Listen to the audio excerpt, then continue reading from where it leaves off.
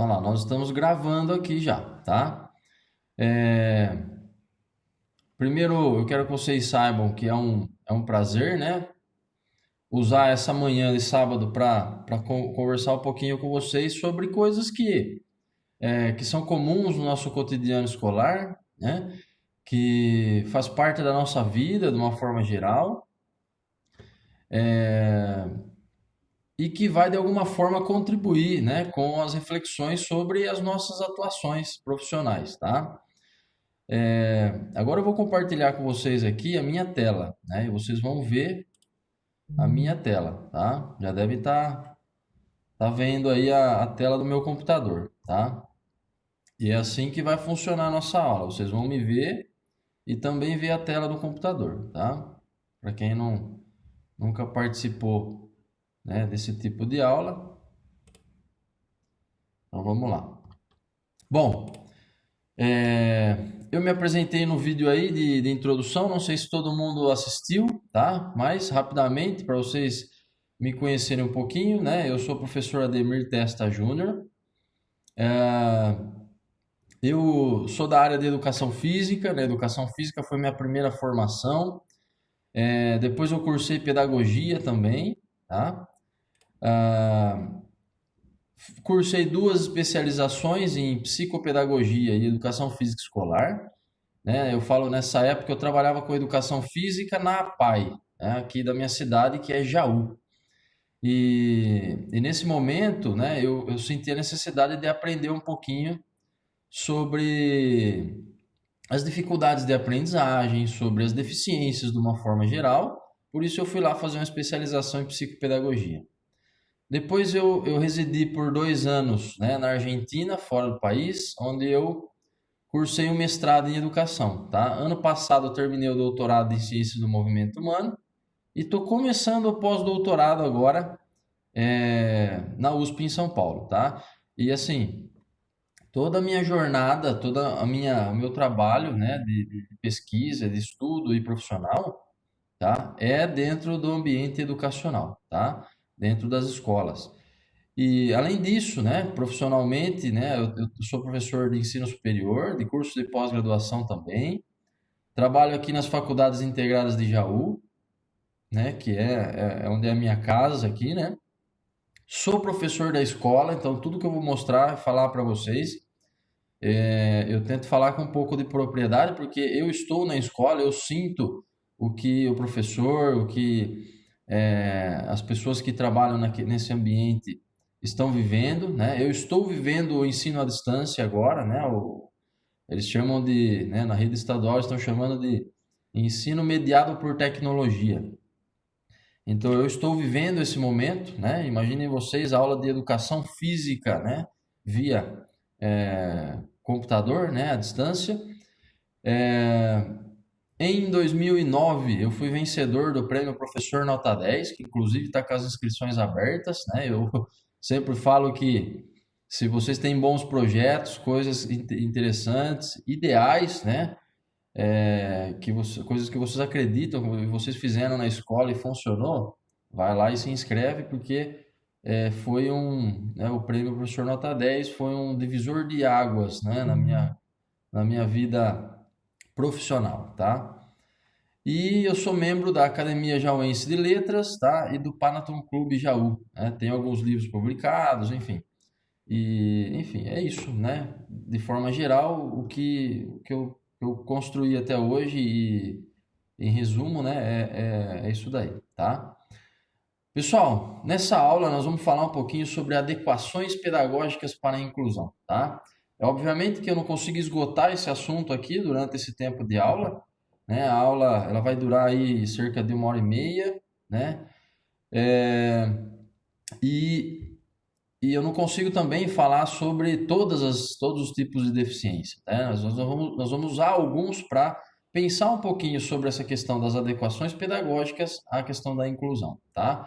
Então, eu vou fazer primeiro uma introdução, falar sobre algumas ideias e teorias que são gerais sobre esse tema, é, e logo em seguida eu vou dar alguns exemplos, vou mostrar para vocês algumas coisas que eu faço na escola, algumas coisas que outros professores fizeram na escola e que de repente podem funcionar para vocês também, tá? Então vamos lá. Primeira coisa que a gente tem que entender é que esse cenário, né, da questão da inclusão, das deficiências, né, ele não é pequeno, né? Ele não é um cenário da minoria, tá? Ele é um cenário gigantesco, inclusive, né? Eu tenho lá 15 milhões, né, mais quase 16 milhões de pessoas com deficiência só no Brasil, tá? Então, 16 milhões é muita gente, tá?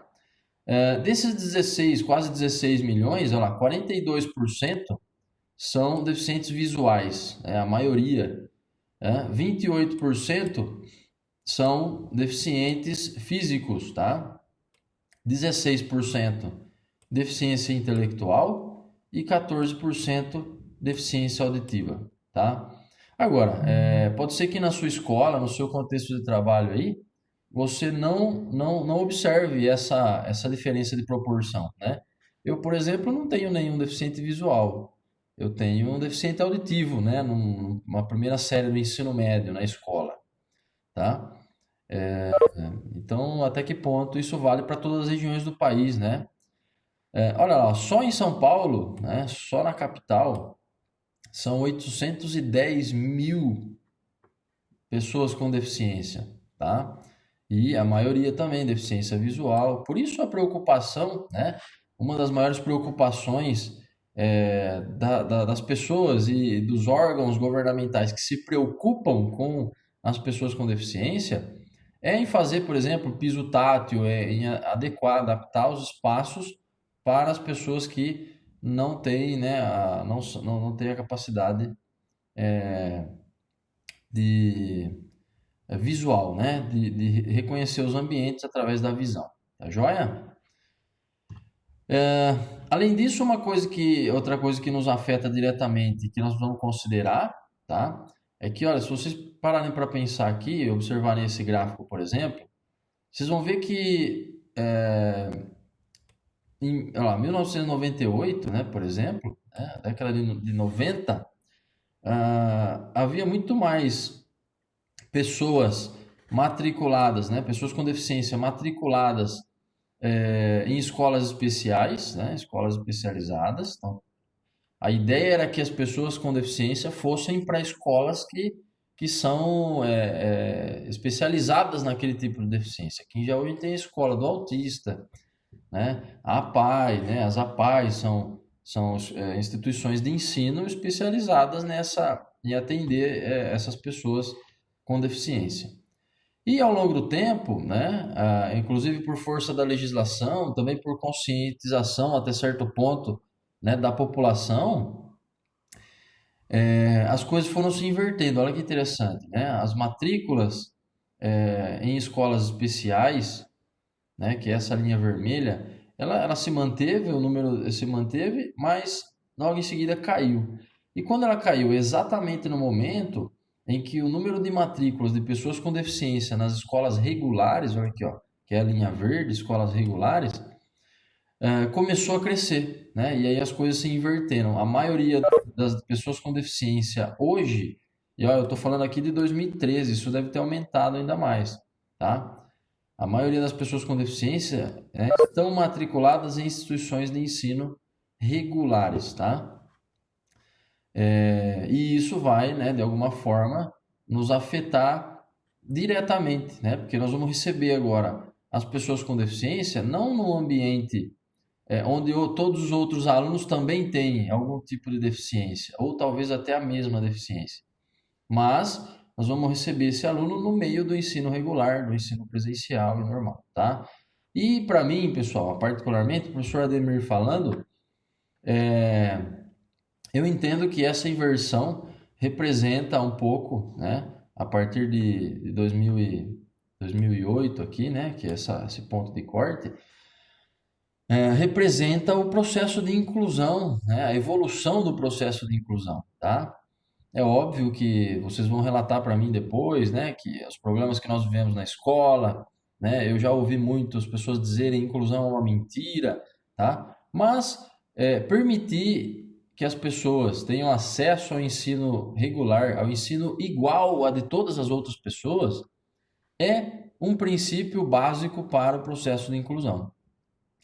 Inclusive, incluir significa exatamente isso: oferecer a todos as mesmas possibilidades de acesso, as mesmas possibilidades de aprendizagem, as mesmas oportunidades. Então, até certo ponto, permitir, né, e levar a aumentar o número de matrículas de pessoas com deficiência na escola regular é sim um caminho de evolução, né, que ainda tem muito para melhorar, obviamente, né, tem muito por fazer ainda. No entanto, é sim um caminho, é um indício de que o processo de inclusão está amadurecendo e ao longo do tempo tende a melhorar, tá? E independente de qual público nós trabalhemos, né, seja com pessoas com deficiência ou não, todo o nosso trabalho pedagógico, né, toda a nossa prática pedagógica, ela precisa ser intencional, tá? A intencionalidade é pré-requisito de um trabalho profissional. Quando eu falo profissional em alguma área, profissional da aprendizagem, profissional da educação, a palavra profissional ela carrega a peculiaridade, né? Ela carrega a função de que o sujeito deve ser intencional em sua intervenção. Tá? Ora, um médico não prescreve um medicamento sem que ele seja intencional na medida em que aquele determinado medicamento combaterá determinado sintoma, né, que o seu paciente, o seu cliente está sentindo. Isso é intencionalidade.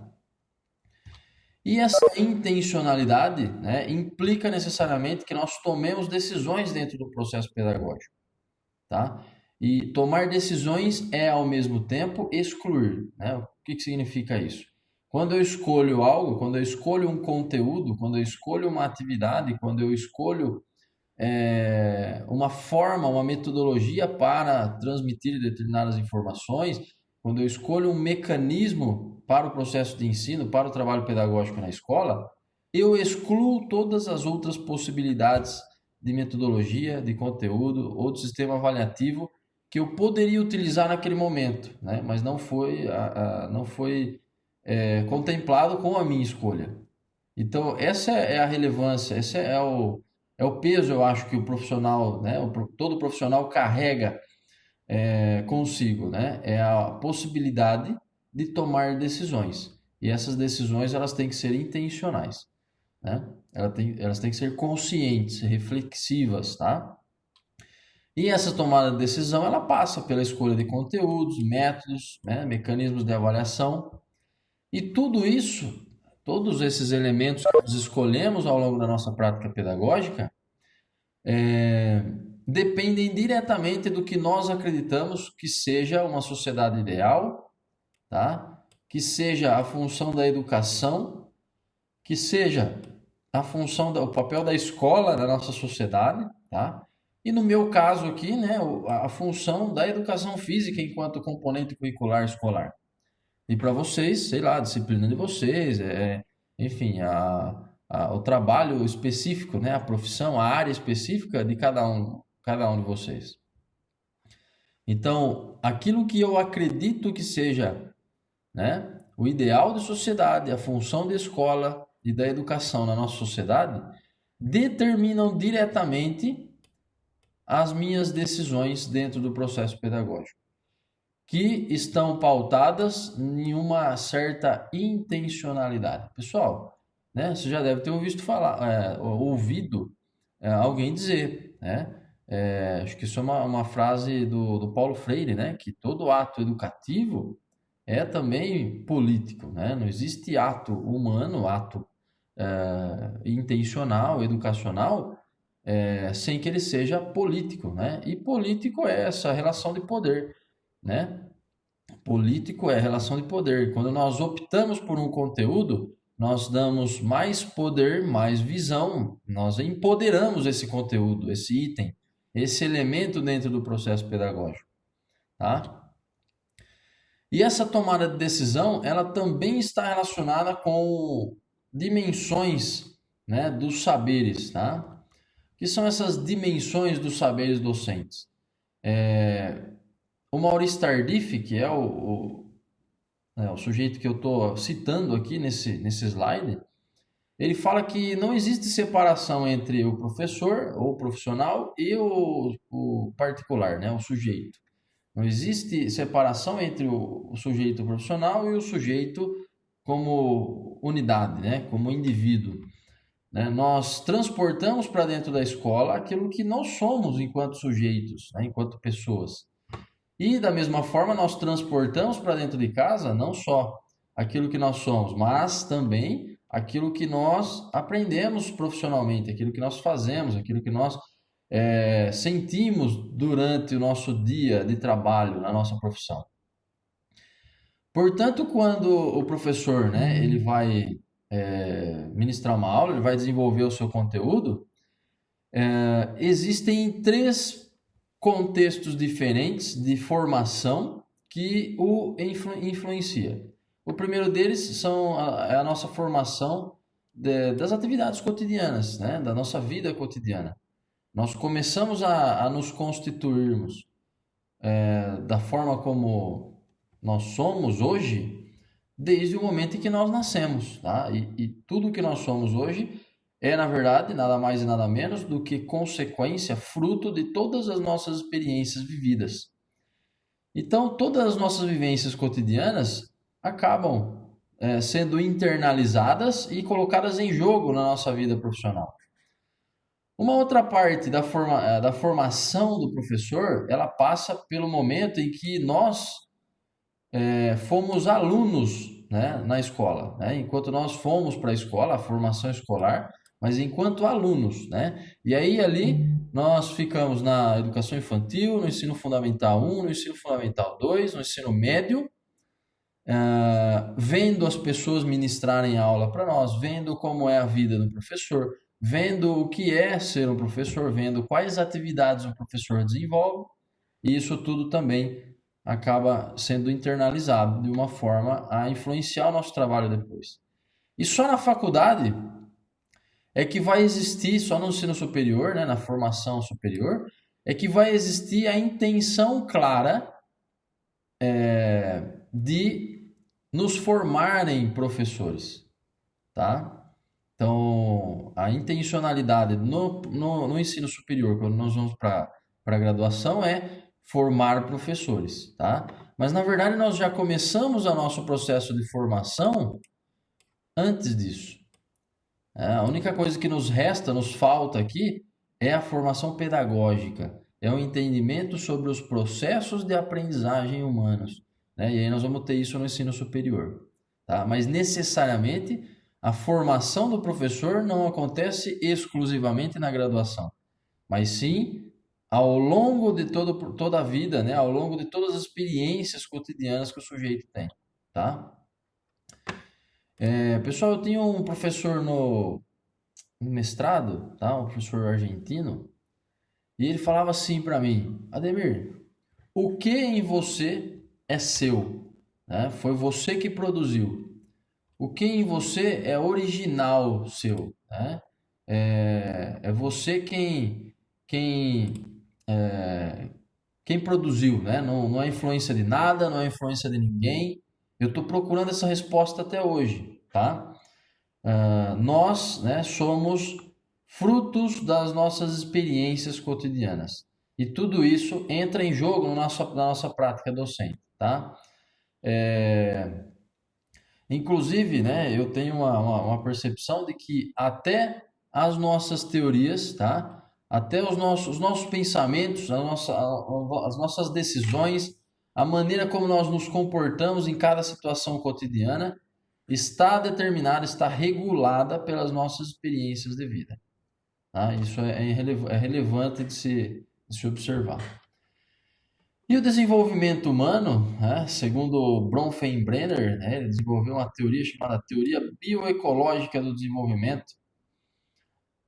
E o Bronfenbrenner vai dizer que o desenvolvimento humano, seja lá uma pessoa com deficiência ou não, qualquer pessoa, né, que existe, depende de 4 aspectos, 4 grandes fatores. O primeiro deles são aspectos do processo, né? As vivências que o sujeito tem ao longo da vida, inclusive aquelas que nós proporcionamos às crianças dentro da escola. As atividades que nós promovemos dentro da escola, né? As atividades intencionais que nós planejamos, são determinantes para o processo de desenvolvimento do sujeito, né? Inclusive, a gente fala assim que qual é a utilidade de se colocar uma pessoa na escola, né? Qual é a importância de levar um sujeito para a escola? Olha, a importância reside, né? Obviamente que de forma generalista, mas reside exatamente em que o sujeito na escola ele aprenderá coisas, ele adquirirá comportamentos, ideias e pensamentos que fora da escola e sozinho ele não conseguiria alcançar. Essa é a visão e a função específica na escola. Inclusive, quando se fala nessa sociedade da tecnologia, da informação, a gente chega à conclusão de que toda informação, toda teoria está na internet. Se vocês procurarem lá, né, a teoria bioecológica do Bronfenbrenner, vocês vão encontrar talvez o texto completo dele, né, que não está em português, mas vocês vão encontrar o texto inteiro, a teoria explicada inteirinha, né, pelo próprio Bronfenbrenner.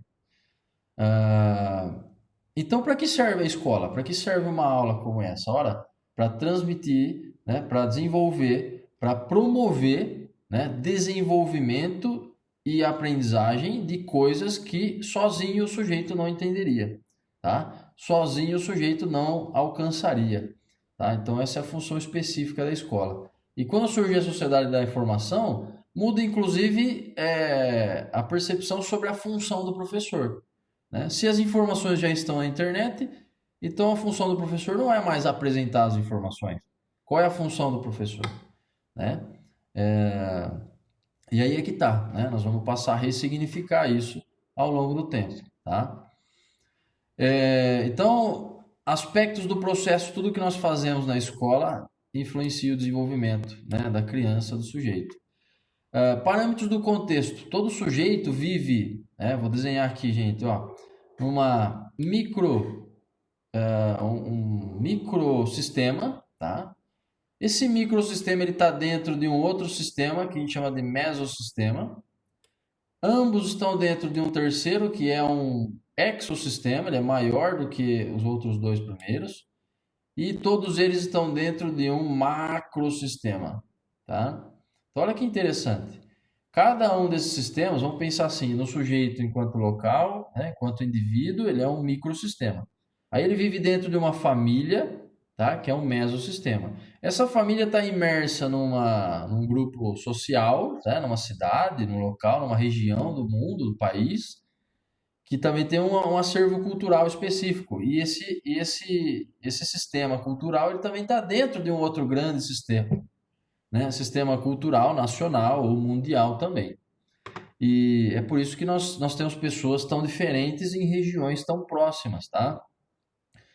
Então, cada um desses sistemas maiores influencia os menores. E cada um desses sistemas menores também influencia os maiores, tá? Eu como sujeito, como indivíduo, posso influenciar, né, no acervo cultural da minha família, que é um sistema maior do que eu sozinho. Tá? Então, é nesse contexto que o Bronfenbrenner vem dizer que existe uma complexidade muito grande no sujeito se nós considerarmos que todos nós estamos inseridos em sistemas maiores ou menores. Aí você entra numa sala de aula, tem, né, no meu caso, vou dizer aqui, 40 jovens dentro da sala de aula. Cada um desses jovens vem de um núcleo familiar diferente, de um bairro diferente da cidade. Então eles têm percepções diferentes, comportamentos diferentes, ideias diferentes, tá? E condutas, ações, né, também diferentes. E aí o professor, né, precisa pensar em aspectos do processo para desenvolver todos esses sujeitos que carregam, né, consigo, como parte do seu desenvolvimento, a influência de todos esses sistemas maiores do que ele. Além disso, né, o tempo, né, segundo Bronfenbrenner, também é um fator.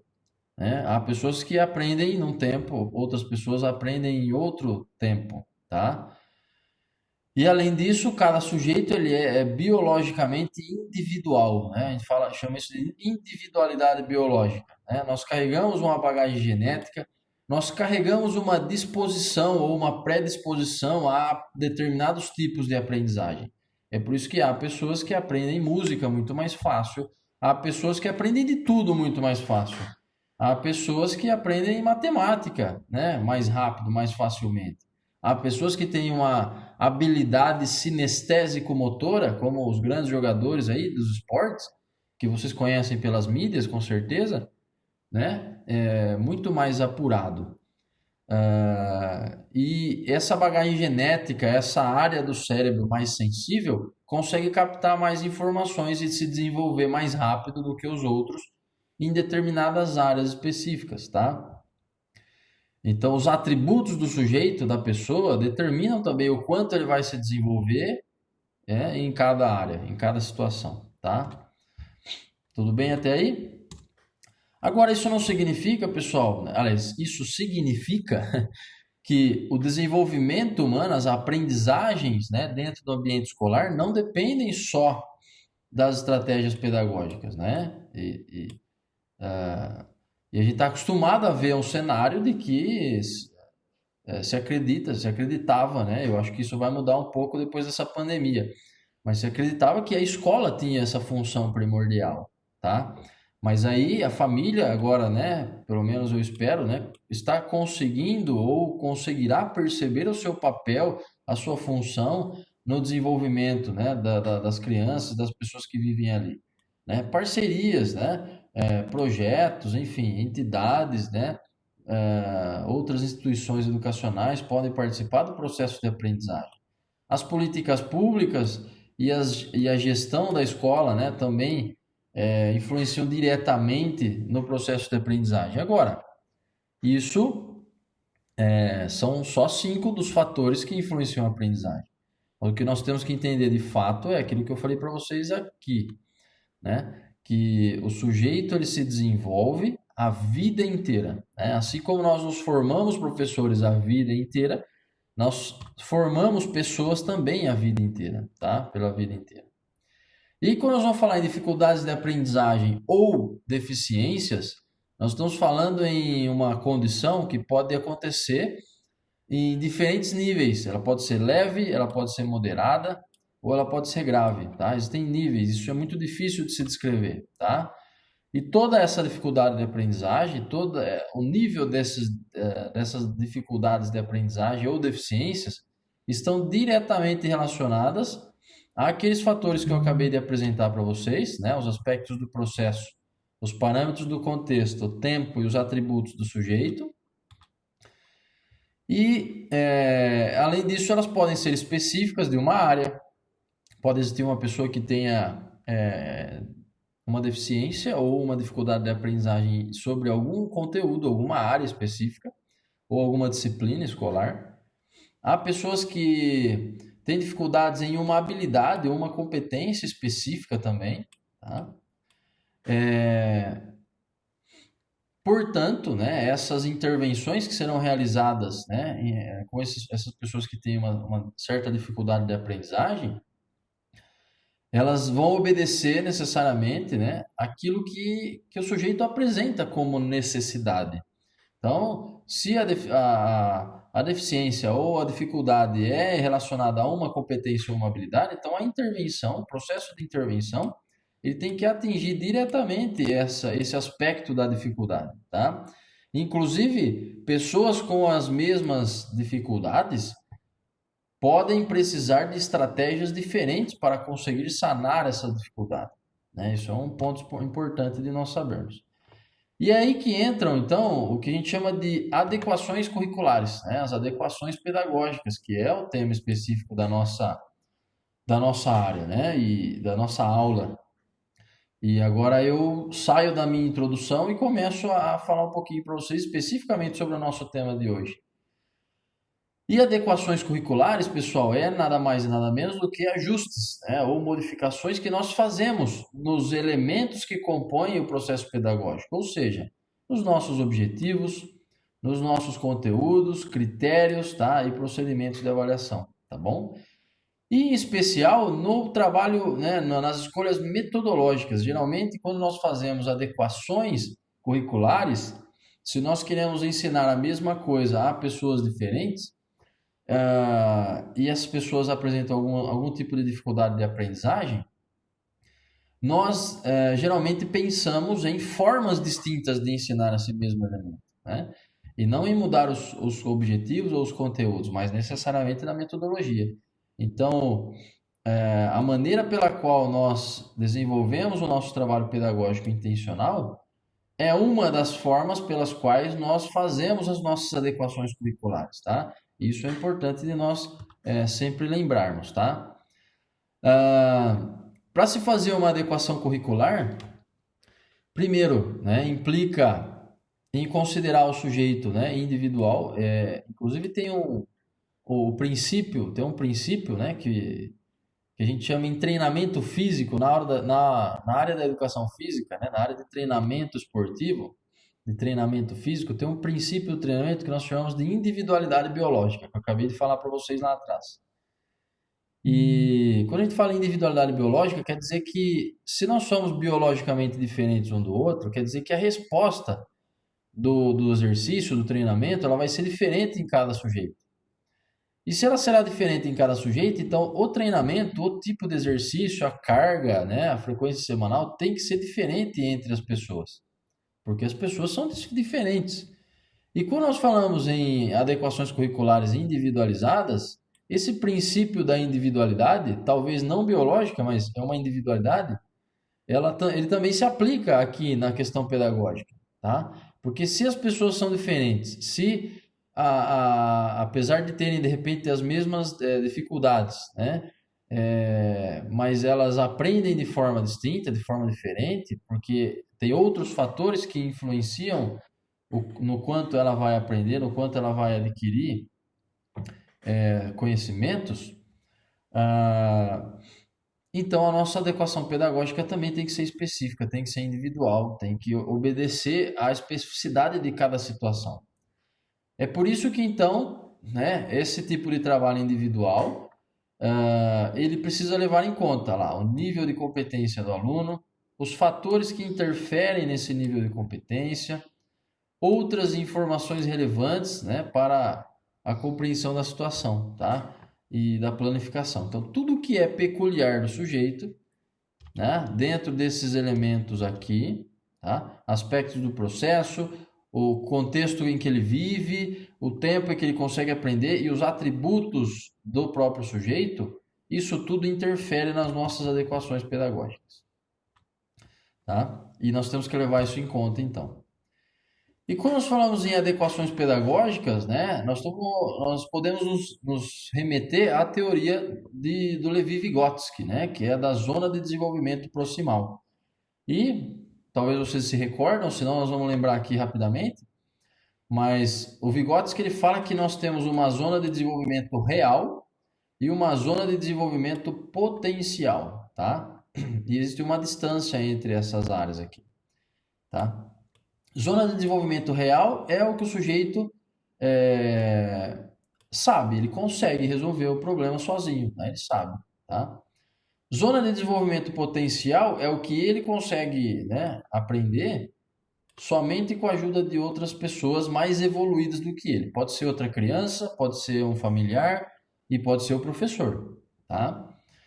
E é aí que eu falo que é a função da escola, né? Há coisas que o sujeito aprende sozinho, né? Biologicamente, ao longo da vida, nós vamos nos desenvolvendo, aí depois, culturalmente, nós vamos tendo experiências de vida e, portanto, nós também vamos aprendendo as coisas, né? Por experiência de vida, né? Por interação com o mundo, né? Com as situações, com o ambiente social. Mas há coisas que nós só vamos conseguir aprender e entender se alguém falar assim, ó, tá vendo isso aqui? Né? Isso é assim, assim, assim. Né? Há coisas microscópicas, há coisas, abstrações teóricas que nós precisamos fazer e nós só conseguimos alcançar isso se algum sujeito mais evoluído do que nós promover algum tipo de estímulo para que nós alcancemos essa aprendizagem.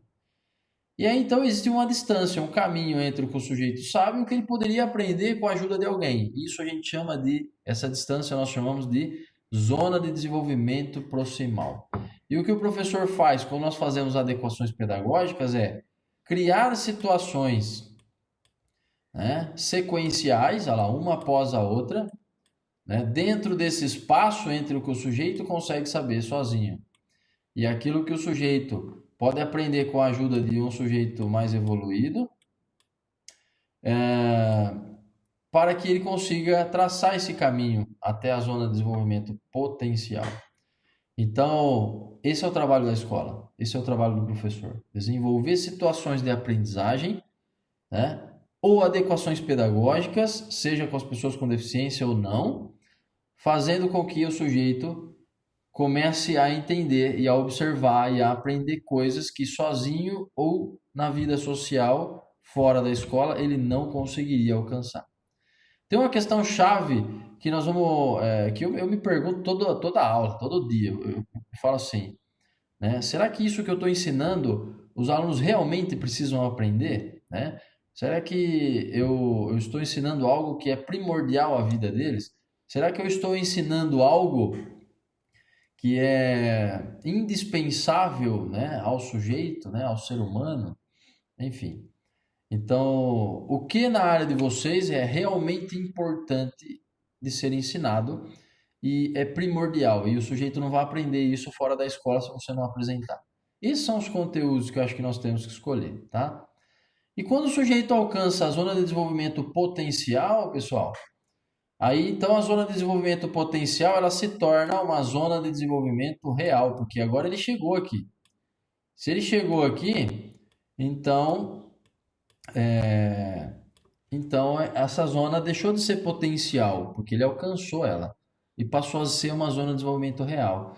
E aí cria-se um novo abismo entre, né, a zona de desenvolvimento, a nova zona de desenvolvimento real, que antes era uma zona de desenvolvimento potencial, e uma nova zona de desenvolvimento potencial, tá? Então, eu crio um novo caminho, né? E aí o professor, novamente, intervenções didáticas, adequações pedagógicas para que o sujeito alcance essa nova zona de desenvolvimento potencial. E que num outro futuro, né, num outro momento, vai se tornar uma zona de desenvolvimento real. E aí o professor cria uma nova expectativa, tá? Sempre assim, é um processo de longo prazo que nós buscamos desenvolver, tá? Eu tenho aqui, agora eu vou dar alguns exemplos para vocês, tá? Eu estou num processo de ensino à distância, né? Para vocês entenderem, e eu ministro aulas de educação física na rede estadual, tá? E isso aqui é uma adequação pedagógica. Então, eu tenho aqui a tarefa, se vocês observarem, né? Eu estou falando aqui para o pessoal, né, sobre o sedentarismo, né? Que as pessoas é, ficam, né, muito tempo dentro de casa e nesse momento de pandemia nós estamos todos sedentários, né? Para quem não faz exercício dentro de casa, estamos todos sedentários. E aí então eu mostro, né, dois vídeos, tá, aos alunos falando um pouquinho sobre essa questão dos males do sedentarismo, enfim, também dos cuidados que nós temos que ter com o excesso de gordura corporal, tá? E aí eu estimulo os alunos a calcularem o seu próprio índice de massa corporal, né? Para verificar a situação corporal. O IMC nem é um teste muito fidedigno, tá? Né? Para que vocês saibam, mas é um tipo de atividade que é fácil de se fazer e pode servir como referência para as pessoas, né? Em alguns momentos da nossa vida. Mas enfim. Então, eu tenho o Eric, que é um deficiente auditivo, tá? Ele não escuta nada, tá? E ele também não é alfabetizado, isso é um problema. Ele não consegue ler, tá? Não consegue ler em língua portuguesa aqui, a linguagem escrita tradicional que nós usamos. E ele não consegue também, não é alfabetizado em Libras, tá? Ele não consegue se comunicar através das Libras, tá? Então, como é que eu faço uma atividade à distância, esperando que essa atividade chegue lá no meu aluno, Eric, e ele vai fazer essa interpretação, tá? Então eu usei imagens, olha que interessante, tá? Estou mostrando aqui um garoto subindo na balança, então aqui tem uma palavra, peso, ele vai associar essa palavra que está ali com essa imagem e vai pensar, né? Vai associar isso à palavra peso aqui. E aqui a estatura, né, ou a altura, também ele vai associar essa palavra a essas duas palavras aqui. E aí o sinal de multiplicação, né, ele conhece um pouquinho sobre matemática. E assim, ainda apesar dessa facilitação, dessa tentativa de transmitir a minha mensagem, a minha informação, através de estímulos visuais, vídeos e imagens, ainda assim, isso não dispensa o trabalho de uma interlocutora ou de um interlocutor, né? Que é um professor, uma pessoa que vai transportar essa mensagem, que vai estimular o Eric a entender, que vai fazer essa atividade junto com o Eric para que ele consiga saber, tá? Isso aqui é a primeira série do ensino médio, tá, pessoal? E além disso, dá uma olhada, né? Além de fazer o trabalho com o IMC, nós estamos falando um pouquinho no basquete sobre marcação por zona. Na defesa por zona, para quem não é da área da educação física, eu nem sei se tem algum professor de educação física na nossa turma de hoje, né? Na semana passada tinha. Ah, é quando os jogadores na defesa, né? No caso do basquete, que é o tema do bimestre aqui, cada jogador ocupa um espaço na quadra e ele fica responsável por aquele espaço. Isso é marcação por zona. Zona quer dizer espaço dentro do campo de jogo. Então, olha aqui a imagem, né? Cada jogador vermelho, cada bolinha vermelha, fica responsável por esse círculo, né? Ou esse oval que está em volta dele. Se a bola entrar ali dentro, o jogador adversário entrar ali dentro, é ele quem tem que intervir, tá? Cada jogador é responsabilizado por um espaço do campo de jogo. E aí eu estou perguntando para ele o que é isso, né? E depois antes ele vai assistir um vídeo também que mostra um pouquinho como é a marcação por zona. E aqui embaixo, quais são os pontos positivos, né? Lá, a imagem, eu preciso escrever pontos positivos. E isso aqui, os negativos, pontos negativos da marcação por zona. Isso é interessante, pessoal, por quê? Nós estamos falando de uma atividade. Eu falo que essa é uma atividade inclusiva. Eu poderia, inclusive, apagar todo esse texto aqui. Eu só deixei porque para os que são alfabetizados, né, com exceção do Eric, eles vão poder ler isso daqui, tirar, né? Acho que fica mais claro ainda. Mas só de mostrar essas atividades com as imagens, né? Por exemplo, essa atividade, essa é outra atividade, tá? Essa é uma e essa é outra. Só de mostrar essa atividade para eles, eles conseguem entender o que eu estou perguntando aqui. Tá? Isso serve para o sujeito com deficiência auditiva e serve também para o sujeito que não tem deficiência auditiva. Por isso é uma atividade inclusiva. É uma atividade para todos, não é uma atividade para um sujeito e outra atividade para outro sujeito. E a isso nós chamamos de adequações curriculares, tá? Bom, vamos pensar agora um pouquinho no sujeito com síndrome de Down. Não sei até que ponto vocês conhecem a síndrome de Down, mas ela tem características específicas também e que implicam que nós pensemos em algumas adequações curriculares, tá? Importantes para se fazer com esse público, tá? Deixa eu só ver se não tem ninguém querendo entrar na aula. Primeiro vocês têm que entender o seguinte, tá? Nós temos em todas as células do seu corpo, tá? Você tem 46 cromossomos, tá?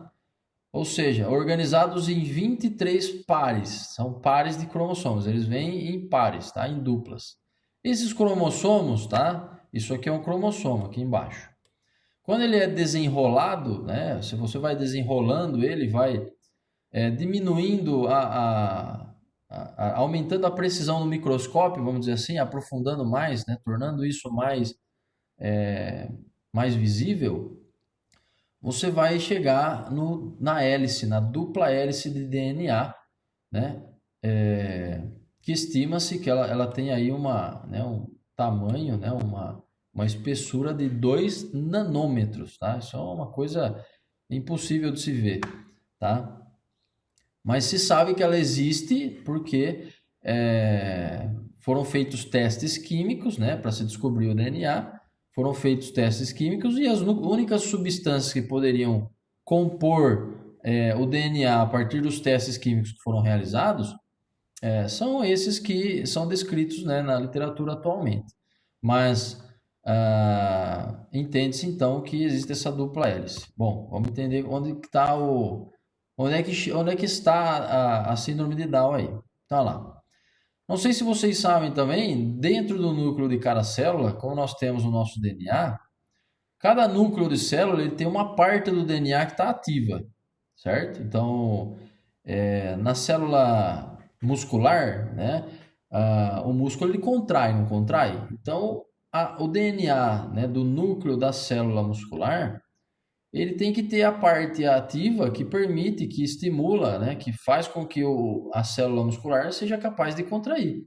Ela tem todos os outros cromossomos também, mas todo o resto do DNA, mas ele tem que ter ativo a parte de contração. O tecido epitelial contrai? Não, não contrai. Então, ele não vai ter a mesma característica da célula muscular, apesar de ter as mesmas informações genéticas. Porque a célula epitelial vai ter uma outra parte do DNA que estará ativa, que estará funcionando ali, ó, a todo vigor. E aí cada célula então tem as suas características, apesar de ter as suas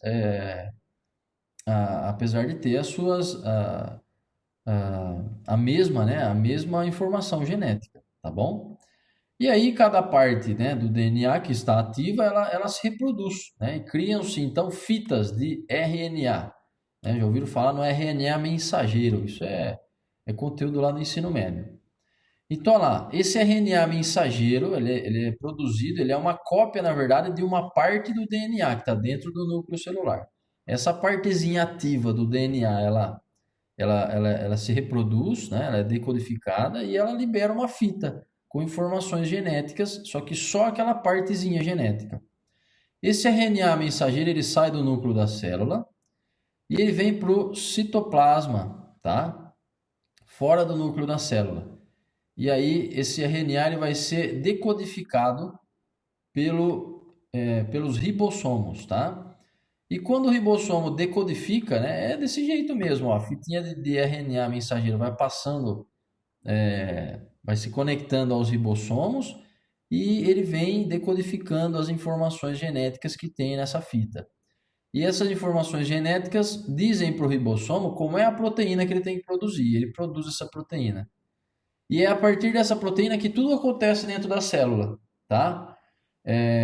Se o organismo do sujeito vai inflamar, se o organismo do sujeito, né, vai sentir muita fadiga, se ele vai estimular o sistema imune, se ele vai, tudo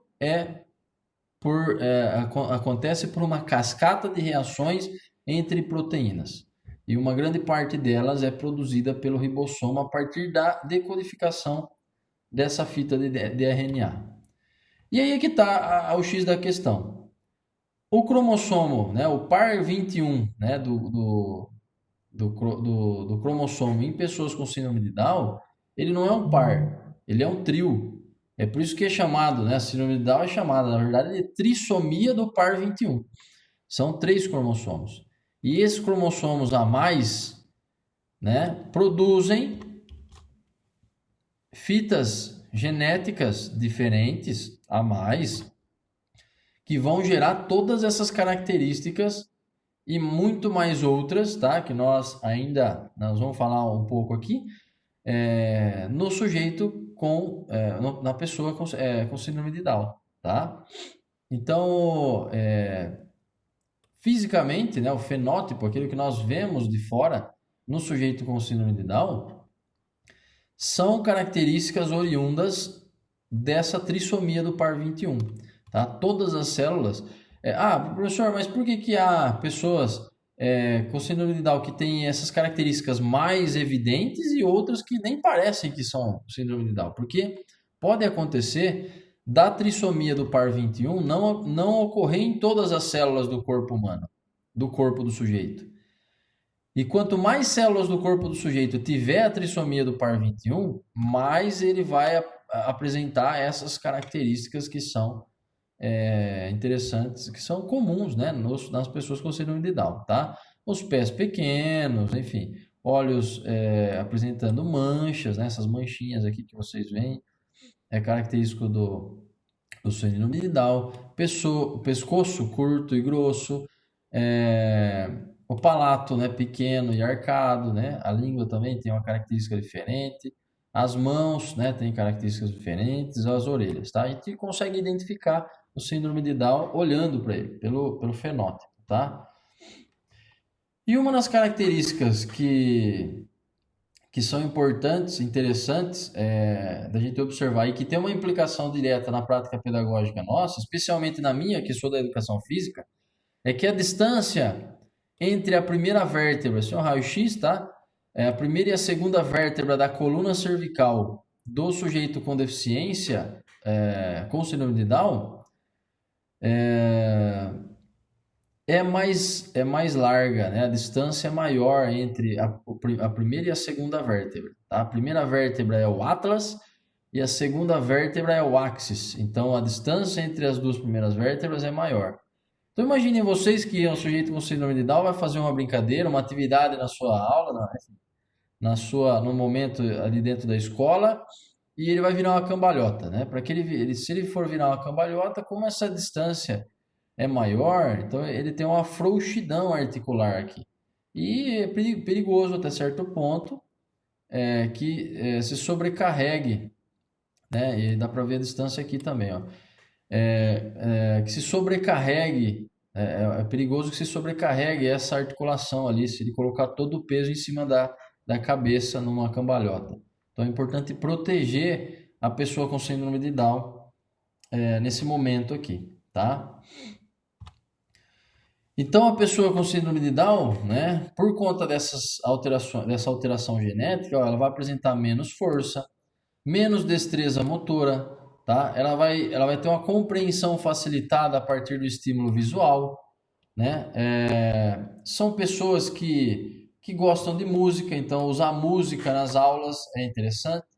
E são pessoas que gostam muito de estar próximos, de abraçar, tá?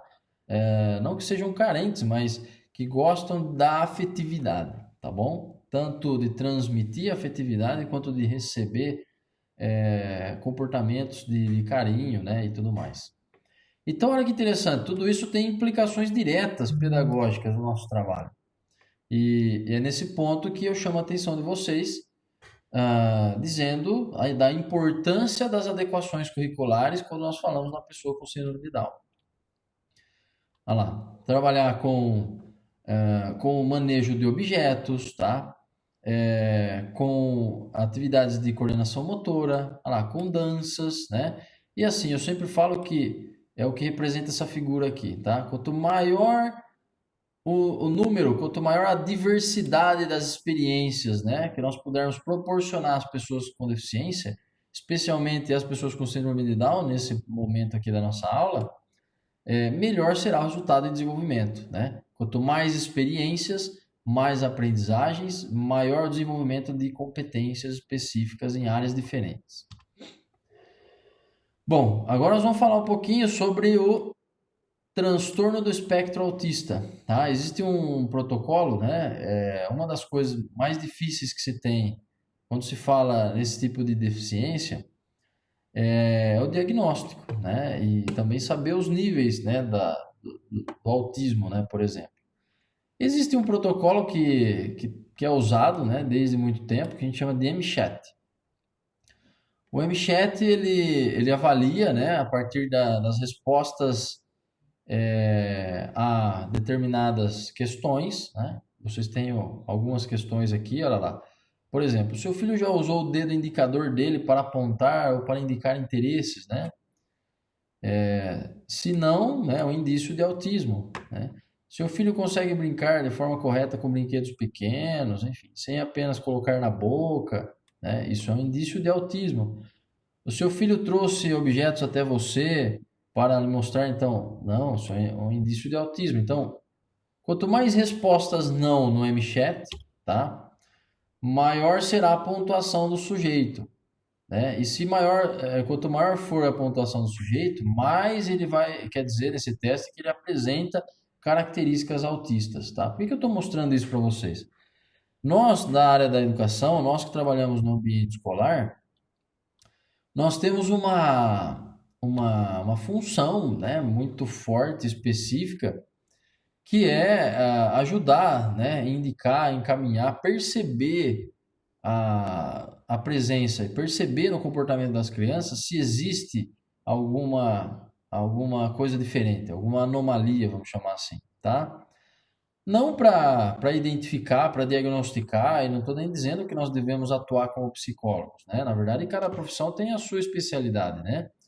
Mas de repente, né, conversar com a direção da escola, que vá depois conversar com a família, para encaminhar o sujeito para um diagnóstico, para uma avaliação, o quanto antes for possível, né? Porque o quanto antes forem identificadas as dificuldades, as deficiências, né, o quanto antes nós podemos começar a agir e a intervir de forma intencional para reduzir os atrasos ou minimizar, né, os prejuízos em desenvolvimento que esse sujeito possa ter, tá? E não é simples assim também. Tudo passa por um processo de aceitação da família, tudo passa por um processo de capacitação mesmo, nossa, do próprio professor, de trabalhar com esse tipo de pessoa, de entender quais as necessidades de cada sujeito, tá? Enfim, né? Então, não que nós devemos aplicar esse teste para diagnosticar o autismo, mas que nós podemos utilizar desses questionários para poder entender, né, se o sujeito apresenta características autistas ou não e de repente solicitar alguma coisa. Quantas crianças, pessoal, nós temos na escola e que de repente precisariam ou poderiam ao menos, né, passar por uma avaliação psicológica, né, de um profissional da área, obviamente, e aí passam a vida toda escolar e tem dificuldades sérias de aprendizagem, ou não conseguem aprender muitos conteúdos e acabam até concluindo a escolaridade básica e sem nenhum laudo, sem nenhum diagnóstico, sem nós sabermos exatamente o que está acontecendo com o sujeito. E quando nós não sabemos exatamente o que está acontecendo com o sujeito, todo o nosso trabalho de intervenção intencional fica flutuando, fica ao acaso, fica à mercê do que poderá acontecer, né? Não necessariamente aquilo que eu quero que aconteça, tá? E aí vem outras questões também, né? Vocês têm esse material com o Paulo lá, vocês podem ter acesso a esse questionário. Né? Lá, o filho imita você? Imitar? Não. Né? O seu filho responde quando você chama pelo nome? Não. Você aponta o brinquedo, né, do lado do seu filho, olha para ele? Não. Isso tudo é indício de autismo, né? A gente sabe que isso é característica autista. O autismo, inclusive, ele pode acontecer, olha, por uma hiperplasia, né, desse terço aqui do cerebelo, né, que é uma partezinha que fica embaixo do nosso cérebro. Ou ele pode acontecer por uma hipoplasia, né, que é o tamanho menor desse terço, né, a diminuição, a, o encurtamento desse pedaço, dessa parte do cerebelo, né? E essa aqui é maior. Então, ou a atrofia, ou a hiperplasia, né? A hipertrofia das células, né? No cerebelo, pode dar origem, né? Por exemplo, é característico do autismo, tá? Hiperplasia, pessoal, significa o número aumento do número de células, né? A reprodução celular. É por isso que aumenta o tamanho, mais células, mais tamanho. Hipoplasia é a redução. Então, diminui o tamanho, né, desse terço do cerebelo.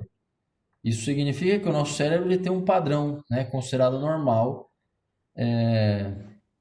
de desenvolvimento, né, morfológico, vamos dizer assim. Olha lá, existem casos, inclusive, que não só o cerebelo se reduz ou se amplia, né? Mas olha aqui, né? Essas fotos aqui de ressonância magnética mostram esses espaços vazios, né? Esses espaços escuros aqui, olha, são espaços do crânio que, apesar de ter o formato normal da cabeça, lá dentro não tem massa encefálica, tá? E se não tem massa encefálica, o cérebro menor menor capacidade, né, comportamental, menor capacidade cognitiva e tudo mais.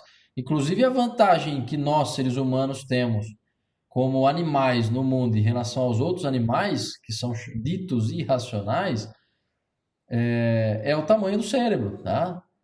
Já se tem pesquisas no mundo, pessoal, com aves de cérebro grande, de cérebro avantajado, que conseguem resolver problemas, tá? Que conseguem raciocinar,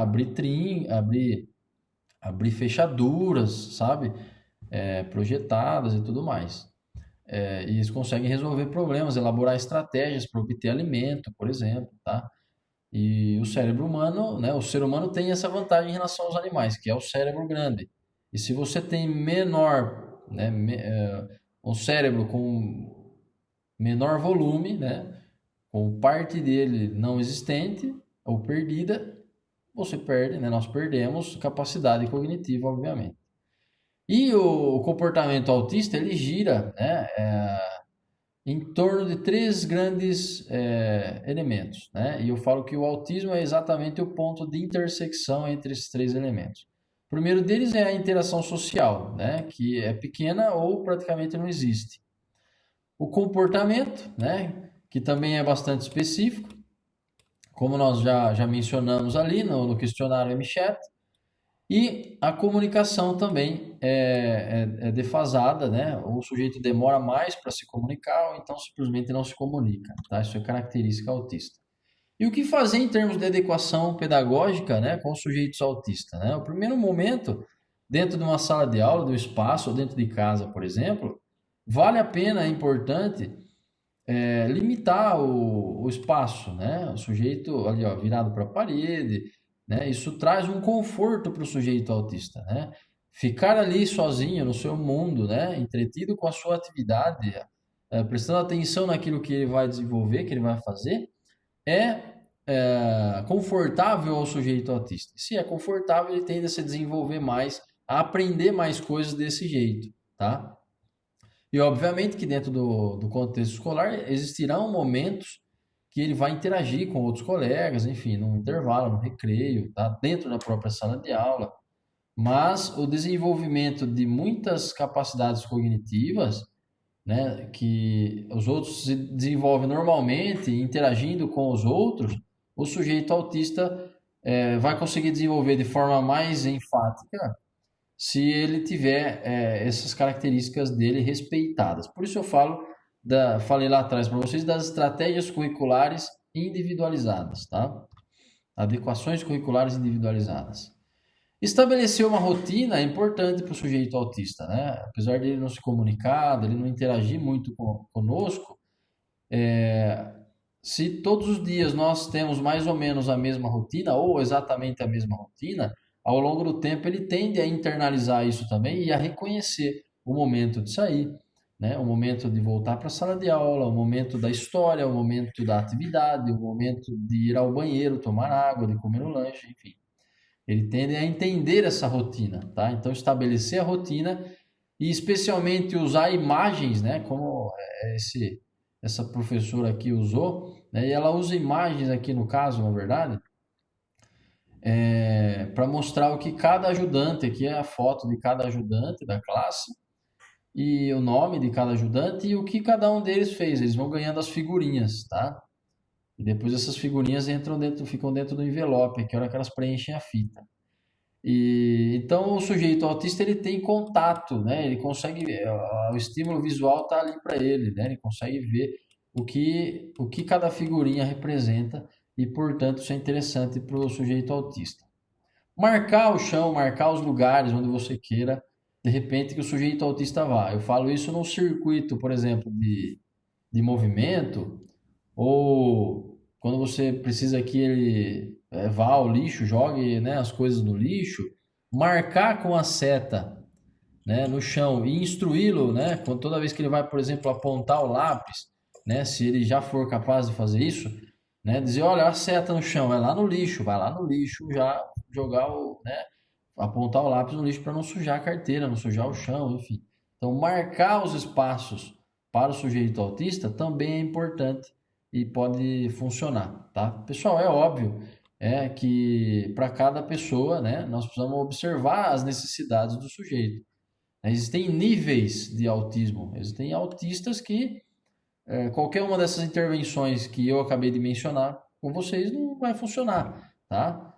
Existem autistas que são extremamente agressivos, por exemplo, tá? Já vi autistas que batem, né? Que brigam a todo instante, o tempo todo. Tem esse tipo de situação também. Estimular, quando nós vamos, né, como vocês viram nessas outras intervenções, adequações pedagógicas, trabalhar com estímulo visual no sujeito autista é muito importante. E, inclusive, para mostrar para ele qual é a tarefa que ele tem que fazer. Então, nesse caso aqui, ele tem que separar garfos, facas e colheres, tá? E para isso foi feito o desenho, né? O modelo, né? O formato desses elementos, do garfo, da faca e da colher, no fundo de cada local que ele deve dividir, separar, classificar esses elementos, tá? Então, o estímulo visual é muito importante. Além disso, existem algumas tecnologias, alguns recursos hoje, né? Com o desenvolvimento de tantos aplicativos, né? Hoje nós temos aplicativos para tudo. É possível usar, inclusive, olha, esses estudos aqui, 2016, 2017, mostram que é possível utilizar esses recursos tecnológicos para se aprimorar o processo de ensino, né? Para estimular, inclusive, as pessoas com deficiência ao desenvolvimento de habilidades, né? De competências. Como, por exemplo, esse jogo, né? É um jogo de computador, desenvolvido no Instituto Federal, por um Instituto Federal, para ser usado na APAE, né? De Nova Andradina, acho que é isso. E aqui é para aprendizagem de matemáticas, tá? O sujeito com deficiência tenta fazer a soma, coloca o número e clica em corrigir, né? E aí o sistema dá a ele o resultado, né? Diz se está certo, se está errado, enfim. E aí é um recurso que auxilia, de repente, a professora a desenvolver a competência, né, de soma, de adição no sujeito, na pessoa com deficiência. E aqui está sempre somando com 1, né? Enfim, aí você pode, né, as pessoas podem usar, depois adição com 2, adição com 3, enfim. Aí as coisas vão se aprofundando, mas para que o sujeito aprenda, é possível usar recursos tecnológicos até em pessoas com deficiência, tá?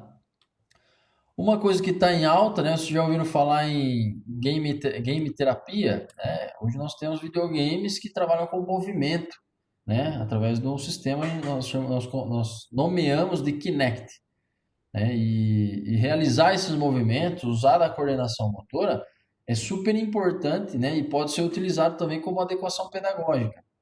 Até porque a aprendizagem motora, e agora eu falo como professor de educação física mesmo, ela está relacionada a todas as outras dificuldades de aprendizagem, ou oriundas das deficiências, ou oriundas de qualquer processo, né, pedagógico, de qualquer contexto, atributo da pessoa, ou relacionado ao tempo de aprendizagem mesmo, tá? Quando nós falamos nas adequações pedagógicas, eu posso fazer isso a toda aula, não só em uma ou em outra aula, tá? Eu posso fazer isso a todo momento, né? Como, por exemplo, aqui, olha, sou eu ali ministrando aulas na educação infantil. E na educação infantil eu trabalhava com estímulo visual, então eu tinha lá as cartolinas, né? Depois a diretora colocou uma lousa para mim aqui nesse espaço aqui, tá? Depois nós parafusamos uma lousa, aí ficou mais fácil. Mas até então eu usava cartolinas e aí os alunos tinham que desenhar os elementos na cartolina. Então, o estímulo visual, né, o estímulo, o registro, né, o estímulo sinestésico motor associado à audição, à visão, e também a vivência corporal das brincadeiras, dos jogos, das atividades que nós estávamos propondo aqui nesse espaço, que estava relacionada ao conteúdo da aula específica. O espaço que você vai lecionar, onde você vai trabalhar, também tem que ser pensado a partir das adequações pedagógicas. Esse espaço que vocês estão vendo aqui, olha o chão dele, né? Olha o chão como era. É um cimentão, né? O concreto básico, rústico. E aí eu, pensando nas minhas características pedagógicas, tá? Como professor de educação física na educação infantil, eu desenhei uma quadra. A gente chama isso de quadra, eu chamei isso de quadra para as aulas de educação física na educação infantil. Porque uma quadra de esportes na educação infantil não serve muito para muitas coisas, tá? Ela não me ajuda muito, pelo menos eu estou pensando aqui em mim, nas minhas características profissionais. E aí eu desenhei no papel, falei, olha, eu preciso de um círculo para poder fazer círculo com as crianças, eu preciso de figuras geométricas para formar grupos, eu preciso de bolinhas para marcar duplas, eu preciso de uma linha azul, né, no fundo, eu preciso de linhas verdes nas laterais para poder fazer jogos de travessia, enfim. E eu preciso separar a minha mureta. Essa mureta aqui é uma mureta onde eu começo a aula. Eu explico ali, eu explico para os alunos o que vai acontecer, como é que será a sequência da nossa aula. Tá para todos, tá? Independente de serem crianças com deficiência ou não. E aí, essa mureta, né? Eles brigavam muito por espaço aqui. E aí eu coloquei essas marcações. Então todo mundo tem o espaço ali. E aí quem chegou primeiro naquele espaço ocupou, colocou o bumbum entre as riscas, a mãozinha na risca, fechou, pegou aquele lugar para ele, tá? Então o espaço é dele, né? Naquele momento, trocou a atividade, saiu dali, voltou para lá, enfim. A cada mudança de atividade eu reuni os alunos ali para poder explicar o que ia acontecer. Então, se eu precisasse fazer um círculo, eu tinha no chão a marca agora, ficava fácil. Se eu precisasse fazer atividades de atravessar, né, jogos populares, por exemplo, eu conseguia, porque eu tinha linhas azuis. Então, linha azul para linha azul. Se eu precisasse formar grupos, né, com os alunos, eu tinha essas figuras geométricas, né, nos cantos do meu espaço. Né, olha lá, um triângulo vermelho, um quadrado verde, um losango amarelo e um trapézio azul. Se eu precisasse trabalhar em duplas, eu tinha aqui agora marcações no chão para poder fazer esse trabalho em duplas, tá? Porque quando eles não têm a marcação no chão, imagina que eles estão ali jogando bola um pro outro, tá? Fazendo manuseio de algum objeto, ou jogando peteca um pro outro.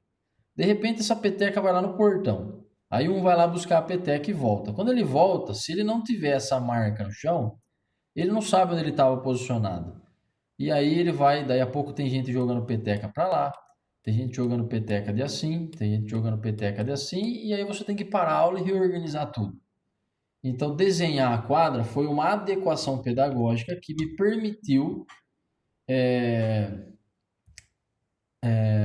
potencializar, que me permitiu, né, ganhar mais tempo e potencializar a aprendizagem das crianças. E esse espaço, essa adequação pedagógica que eu fiz e que a escola me ajudou com as tintas doadas pelos pais, enfim, tem pais que são pintores e tal, sou uma escola pública, tá? Municipal aqui de Jaú, e foi pintado no chão com tintas doadas, né, pelos pais que, né, tem restos de tintas em casa. Nós misturamos algumas tintas lá e fizemos o desenho no chão. Além disso, pessoal, essa adequação pedagógica, eu sempre falo que ela é inclusiva, porque eu trabalhei aqui com figuras geométricas e cores. Figuras geométricas e cores me permite atuar com crianças do maternal, do jardim 1, do jardim 2, crianças de 3 a 6 anos de idade. Né? Eu não trabalhei com letras, nem com números, né? Que talvez crianças do maternal ainda não estejam aprendendo. Né? Vocês devem saber melhor do que eu. Cores e formas são aprendidas, né? São coisas que nós aprendemos antes de aprender os números e as letras e tudo mais, tá? Bom, além disso, eu tenho alguns vídeos que eu quero mostrar para vocês, tá? Deixa eu puxar essa pastinha para cá. Vamos lá. Eu quero mostrar esse vídeo primeiramente, que é um vídeo de uma atividade inclusiva, tá? É uma atividade onde os alunos tinham um desafio e eles tinham que ajudar uns aos outros. Eu tenho aqui dentro dessa turma um autista, tá? O autista é esse garoto aqui, ó, tá? Olha só, o nome dele é Matheus, né? Isso já faz alguns anos, o Matheus deve ter crescido a beça, então Não sei nem se eu reconheceria o Matheus na rua, mas ele chegou para nós no maternal e tinha todos aqueles comportamentos, né, sociais muito aflorados, né? O Matheus não participava. E a professora, tanto a professora da sala de aula, quanto nas aulas de educação física, nós procuramos desenvolver essas competências com o Matheus. E ele saiu da escola no Jardim 2, né, porque é só uma escola de educação infantil, muito diferente de quando ele chegou para nós, né? O Matheus se desenvolveu demais. E eu sempre falo que ele se desenvolveu porque nós acreditamos que seria possível transformar o Matheus, tá? E aí, olha só, tanto é que ele está brincando com as outras pessoas e assim, a gente olha e já não vê mais.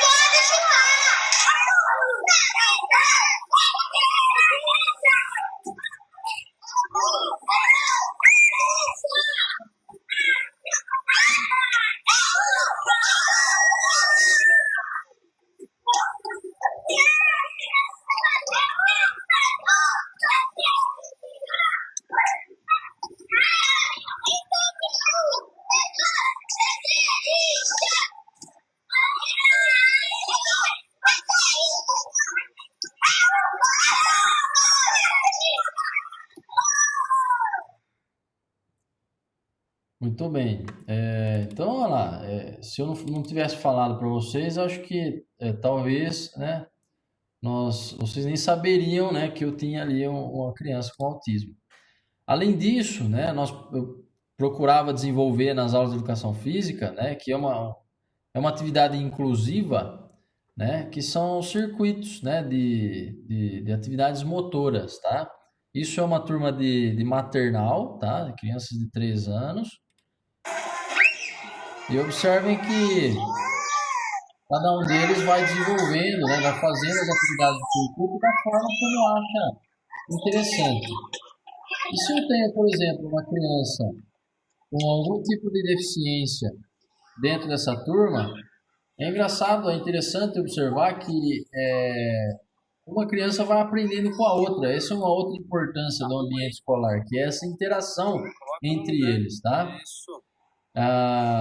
E aí, então, a criança da frente, ela consegue, ela faz a atividade porque ela viu o coleguinha fazendo. A de trás faz a atividade do jeito que viu o coleguinha da frente fazendo. E aí uma parece que a informação, o estímulo visual e a aprendizagem, né, e o comportamento de um acaba servindo de exemplo para o próximo sujeito, para a próxima criança. E aí eles vão tendo essa vivência motora ali na escola, né? Tendo essa experiência, né, de movimento que está muito relacionada a todas as outras dificuldades de aprendizagem, tá? Eu não tenho um estudo para mostrar aqui para vocês, mas existe uma relação muito forte entre deficiência em aprendizagem de matemática e línguas, em língua portuguesa, por exemplo, e escrita, relacionada ao desenvolvimento motor. Pessoas que desenvolvem menos o seu aparato motor tendem também a desenvolver menos a sua capacidade, né, na área de matemática e a sua capacidade na área de linguagem escrita, por exemplo, tá? E pensando nisso, né, eu tenho algumas atividades que eu faço que é especificamente para aí tentando, né, contribuir um pouco com a questão da alfabetização. Observem nessa atividade que eu falo uma letra e eles têm que representar com o corpo essa letra. E para representar a letra com o corpo, eles têm que ter uma abstração muito boa, porque uma capacidade de abstração muito boa, porque eles têm que conseguir visualizar como o corpo deles, né, em conjunto, estão formando essa letra, como se eles estivessem olhando de cima. Nós aqui pela câmera, nós estamos vendo o formato da letra, mas eles não estão aqui em cima. Eles estão lá dentro da letra. Então eles têm que ter uma abstração muito boa. Para isso, eles precisam reconhecer muito bem a forma, né, o formato das letras, né? Dê uma olhada.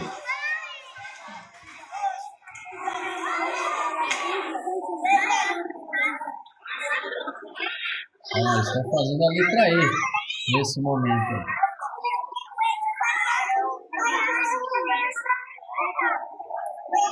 Agora vai mudar. Letrinha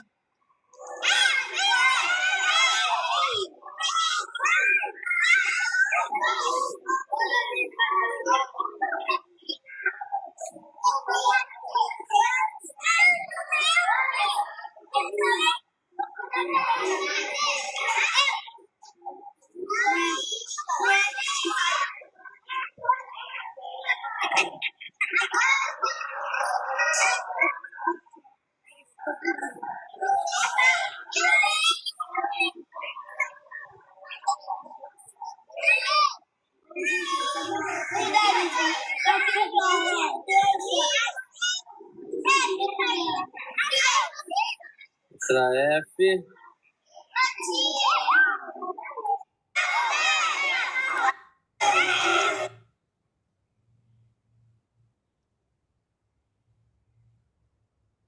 Letrinha. Agora observem como eles vão apresentar diferentes estratégias, vão elaborar diferentes estratégias para representar a mesma letra, tá? Que é a letra O. Vocês vão ver alguns, olha lá, os meninos aqui já estão se organizando, estão tentando curvar o corpo para formar um círculo. Esse outro grupo aqui, olha, formaram praticamente uma estrela de 3 pontas aí, né? Mas nada, não deixa de ser uma representação da letra O, tá? Então, olha como nós começamos a entender e a observar que esse tipo de atividade não só está desenvolvendo a capacidade dos alunos de perceberem o formato das letras, mas a capacidade cognitiva de construir estratégias, de criar formas de representação do formato dessa letra com o corpo, tá? Isso é bacana, é interessante e isso é ferramenta cognitiva. Quando nós construímos ferramentas cognitivas, nós permitimos aos alunos o uso dessas ferramentas em todas as outras situações da vida deles, tá?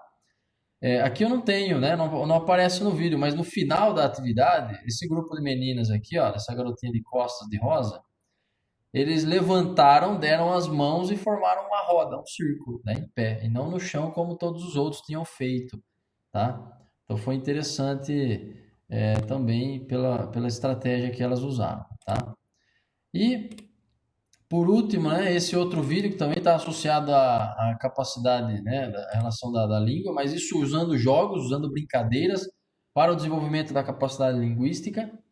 Então estavam todos os alunos ali, eu chamava 2 de cada vez e falava uma letra. Eles tinham que correr, cada um tinha que pegar uma peça dessa daqui, correr aqui nesse alfabeto e colocar em cima da letra, né, a letra que eu falei. E aí depois eu chamava eles para falar uma palavra que começasse com a letra a letra da rodada, né? E aí você vai ver o que acontece com o garotinho que conseguiu achar a letra aí no alfabeto, tá?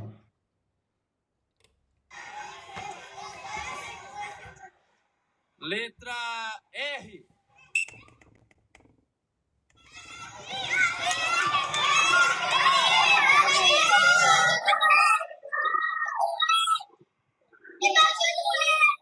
Depois eu fui identificar, tá?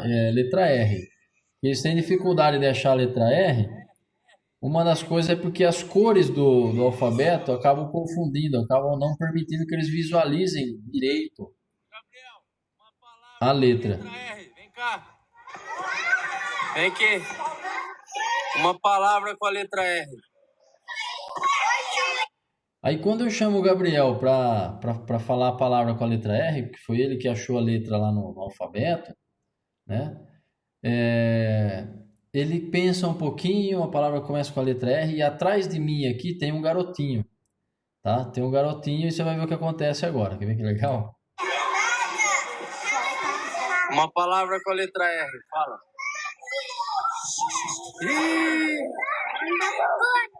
Ronald, muito bem. Obrigado, Gabriel, vai lá. Então, o Gabriel ele tem um insight, né? Isso aqui é legal, né? Ele olha para o colega e descobre que a palavra que ele tem que falar está na frente dele, né? E ele fala o nome do amiguinho, ó, Ronald. Então é interessante que a gente observa isso, né? O desenvolvimento nas aulas, através das brincadeiras, por exemplo, vocês podem fazer outras coisas, enfim. eu falo das adequações pedagógicas com o uso de movimento, com o uso de brincadeiras e jogos, porque eu trabalho com educação física, né? Mas em sala de aula vocês fazem muitos outros tipos de adequações. E uma das coisas que nós temos que aprender a observar são as estratégias pedagógicas, né? Aliás, as ferramentas cognitivas que essas adequações, que essas estratégias pedagógicas permitem às crianças desenvolverem, né? E essa questão do insight, essa questão de procurar, de buscar a letra, né? São competências cognitivas, gente, tá? Que nós vamos usar não só em uma atividade ou em outra, mas a vida inteira nós vamos fazer isso, né? E acho que isso é o principal, é o primordial, tá? Bom, para encerrar, ah, tudo que nós falamos aqui são adequações pedagógicas, tá? Essas adequações pedagógicas elas são aplicáveis não só a um contexto de pessoas com deficiência, mas a todos. Eu falo que a melhor adequação pedagógica é aquela que é cega, ela não enxerga a deficiência. Ela serve para todos, independente de quais características tenham a qualquer pessoa. E, inclusive, isso é a essência do processo de inclusão. A essência do processo de inclusão reside exatamente em promover, em fazer escolhas, em escolher as atividades e promovê-las dentro do ambiente escolar, escolher as atividades que necessariamente possam ser praticadas, entendidas e acessíveis a todas as pessoas, né? Nós costumamos pensar o processo de inclusão a partir das mudanças, né, no nosso contexto. Então, nós vamos fazer uma brincadeira, um jogo, aí eu vou lá e modifico as regras, eu modifico os elementos para permitir que uma pessoa que necessita de cadeira de rodas para se deslocar participe do jogo da brincadeira. Quando eu faço isso, eu faço uma adaptação. E a minha expectativa é que vocês entendam as adequações pedagógicas como um processo de escolha. E quando nós podemos escolher entre as atividades que nós vamos desenvolver no âmbito profissional, no nosso ambiente profissional, pode ser mais importante do que fazer adaptações naquilo que nós já escolhemos, já fazemos, pode ser mais interessante escolher as atividades que são acessíveis a todos, tá? Obviamente sem um prejuízo de aprendizagem de todos os outros, tá? Permitir a mesma oportunidade a todos sem que algum deles tenha o seu nível de aprendizagem também diminuído, também reduzido, também seguro, né? Por uma restrição pedagógica. Então é isso, né? Acho que o nosso caminho é esse, né? Não estou dizendo aqui que existe uma receita de bolo ou que é fácil fazer isso. Pelo contrário, é uma tarefa muito difícil, muito complexa. Mas esse é o caminho, né, que nós devemos seguir, eu acho. Tentar ao máximo nos aproximarmos da essência da inclusão, que é escolher as atividades, escolher as intervenções pedagógicas que são inclusivas, que permitem a todos as mesmas oportunidades, né? E não só ficarmos fazendo alterações naquilo que nós já temos, que já existem.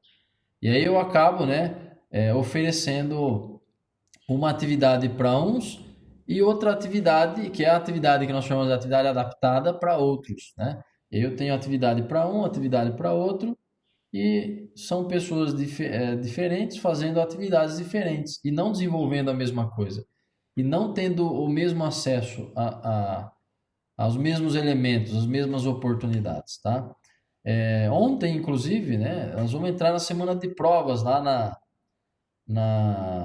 semana de provas na escola, né? Na semana que vem já será a semana de provas na rede estadual de ensino. E a coordenadora me pediu para eu enviar a avaliação que ela vai postar no site e os alunos vão responder pelo site, né, da escola. E eu enviei a avaliação da primeira série do ensino médio, onde eu tenho aquele aluno deficiente auditivo, né? E aí eu planejei a atividade, enviei para ela e ela me ligou. Eu falei: essa é a atividade pro Eric também? Eu falei: é atividade pro Eric também. Inclusive, essa não é só atividade pro Eric, é atividade para todos. Eu construí a avaliação de uma forma que todos pudessem ter acesso. Então, nas alternativas, por exemplo, nas questões de múltipla escolha, que é a primeira série do ensino médio, as alternativas ela tinha uma parte que era escrita e uma parte e a representação daquilo que estava escrito vinha também através de uma imagem para o Eric poder visualizar, permitindo não só a compreensão do Eric, mas também favorecendo o auxílio que a professora mediadora, a professora interlocutora vá dar ao Eric, né? Então eu permito que a professora consiga transmitir a mensagem, né? Transmitir ao Eric o que ele precisa fazer naquela questão. E o Eric vai entender, porque está tudo ali, visual, né? Não é só escrito, tá bom? Então eu fiz uma mesma avaliação para todos, independente das características que eles tenham. Eu não fiz uma avaliação só para o Eric e uma avaliação para todos os outros. Isso, se eu tivesse feito isso, eu estaria fugindo do processo de essência, né, da inclusão. E acho que o caminho é nós tentarmos nos aproximarmos o máximo possível, não estou dizendo novamente que é fácil, dessa questão da essência da inclusão. Escolher as atividades que permitam a todos o mesmo acesso à aprendizagem e ao desenvolvimento. E aí o que nos sobra então nessa aula, pessoal, são questões. Quem são esses alunos, né? Quais competências você espera que eles desenvolvam, né? Que sociedade você deseja construir? Qual é o seu sonho de mundo? Né? Como deve ser a sociedade? O nosso trabalho tem que ser de acordo com isso. Se você quer uma sociedade onde as pessoas se respeitam, então nós vamos estimular as crianças a entenderem isso, a respeitarem uns aos outros, por exemplo. Qual a sua concepção de educação e escola? Né? Para que serve a educação e a escola? De que maneira você vai ajudar a modificar e a construir o seu próprio ambiente de trabalho? Quais são as suas escolhas? Né? Como serão e como são as suas atividades, as suas intervenções dentro do ambiente escolar? Tá? E aí eu termino a aula dizendo o seguinte, né? Uma frase do Erik Erikson, que é um sujeito que fez uma descrição interessante do desenvolvimento humano, né? Não era objeto de estudo da nossa aula de hoje, mas de repente vale a pena vocês procurarem aí, né? No Google vocês vão encontrar com facilidade. Ele descreveu, né, o desenvolvimento humano em 8 etapas distintas, né? E vocês inclusive vão poder identificar em qual etapa vocês estão, né? Eu estou, já identifiquei a minha, você identifica a sua. É interessante até para a nossa vida.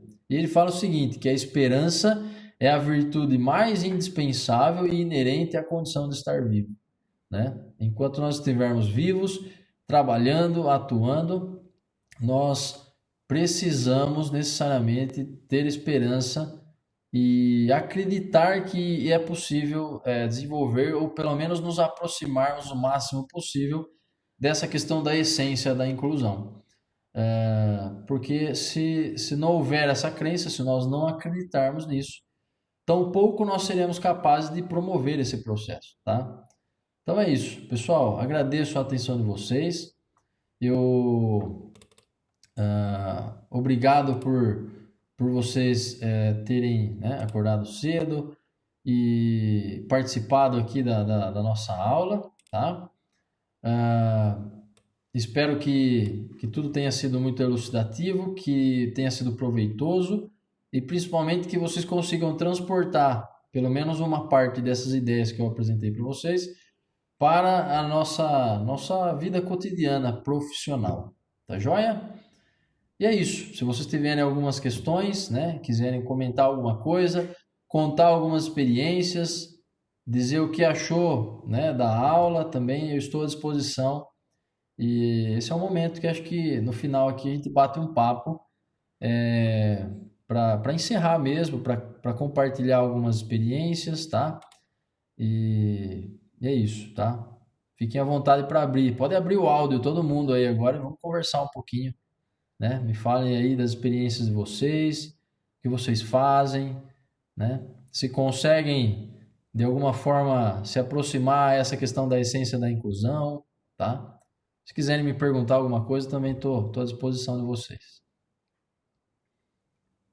A Jaqueline está escrevendo aqui no chat, olha, obrigado pela aula, professor. Eu que agradeço a participação de vocês, né? Para mim é um prazer sempre falar de escola e falar do que eu vivo, do trabalho que eu faço na escola. Para mim é muito bom, né? É gratificante, inclusive.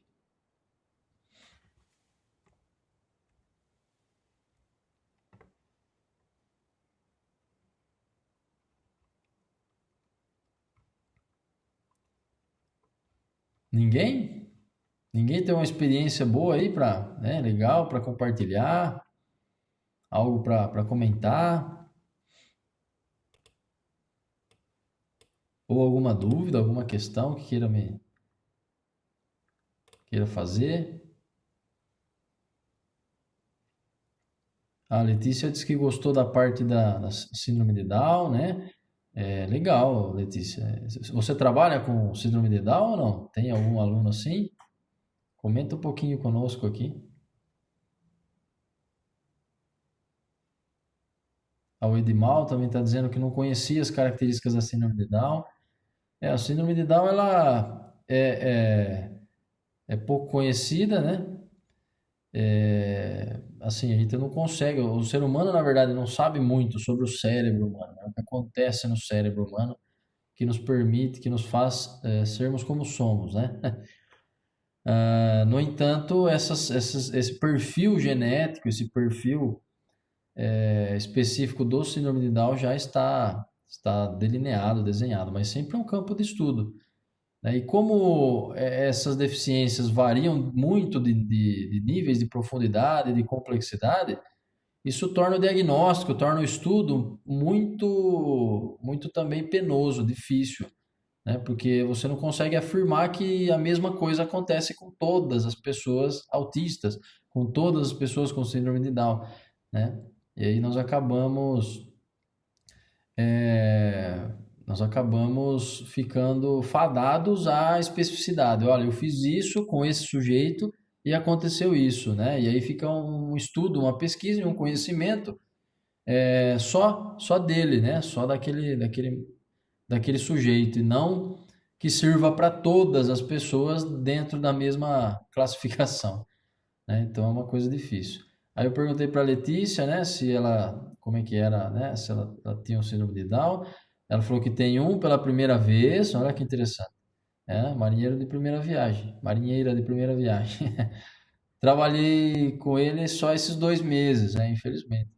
E não teve muito tempo de conhecer ele melhor, mas é isso, tá? O síndrome de Down tem essas características e você vai ver principalmente a questão da música, né, da dança, da afetividade, isso é muito forte na pessoa com síndrome de Down. Eu tive alunos na PAI que hoje estão no mercado de trabalho, né? Eu vou, por exemplo, ao mercado, tá lá a pessoa com síndrome de Down trabalhando, olha que legal.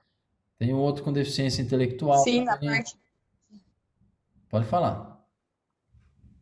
na parte de música eu percebo que ele gosta muito, igual tipo Baby Shark, a hora que toca, na hora da refeição, a musiquinha, ele sabe falar, sabe? Mas só que se você conversava, assim, ele não tinha muita interação. Mas na hora da música, principalmente, ele sabia as letras, viu? Nossa, legal, Letícia. Façam atividades que tenha dança, uma dança das cadeiras, alguma coisa assim, ou enfim, um momento simplesmente de ritmos, né, na sala de aula, de dançar, você vai ver só como ele vai, assim, aparecer muito mais do que os outros, né? Porque ele não vai ter essa coisa que nós temos, de ter vergonha, de dançar e tal, que é comum entre as outras crianças também. O síndrome de Down vai, na hora, ele vai aparecer, ele vai, né, se exibir ali naturalmente por conta dessa característica. E isso a gente não sabe muito, não tem muita certeza de onde vem. Sabe-se que é uma característica autista. Agora, por quê? Tá? A ciência ela tem os limites aí. E muito do que está escondido dentro do sistema nervoso central nós não conseguimos descobrir. Tá? O grande mistério humano é o próprio cérebro. Né?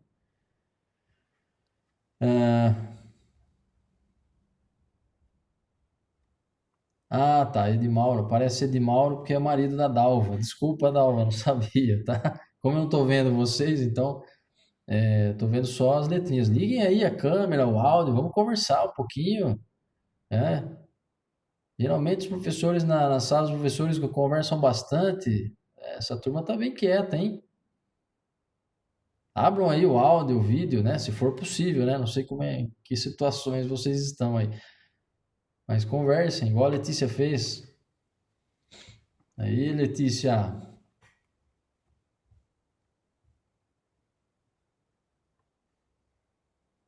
Frio, o povo tá meio. Aqui tá frio. Ah, tá frio? Não, aqui também, ó, tá chuvoso o dia, né? Parece que vai esfriar É, bastante agora essa noite e amanhã parece que vai ser meio gelado. pois é. Tá joia. Gente, é isso. Então, se vocês não têm nenhuma questão, tem alguma experiência para contar, aí nós vamos encerrar então e eu vou encerrar a gravação Muito aqui. obrigada pela aula, viu? Que isso, Letícia. Eu que agradeço a Até a participação de próxima. vocês, tá? Gente, um grande abraço. Espero que realmente que vocês tenham gostado e qualquer coisa eu estou à disposição. Vocês têm meu número lá no grupo lá do WhatsApp. Vocês também têm aí o Facebook, enfim, tudo que é redes sociais, só me procurar lá que eu vou adicionando e aí a gente fica em contato. O Facebook eu uso mesmo de forma profissional, né? Então tudo que eu vou fazendo na escola e tal, eu vou colocando lá dentro, tá? E vou divulgando, às vezes tem algum curso, alguma palestra, então e nós podemos ficar em contato por ali, tá? Qualquer coisa, qualquer inquietação que vocês tiverem, é só me chamar lá, tá joia? Estou sempre à disposição. Combinado. Um grande abraço, pessoal. Até mais. Tchau, tchau. Tchau. Obrigada, professor. Que isso, eu Tchau, que professor. agradeço. Eu que agradeço. Tchau, tia. Tchau. Tchau, Lê. Tchau, mãe.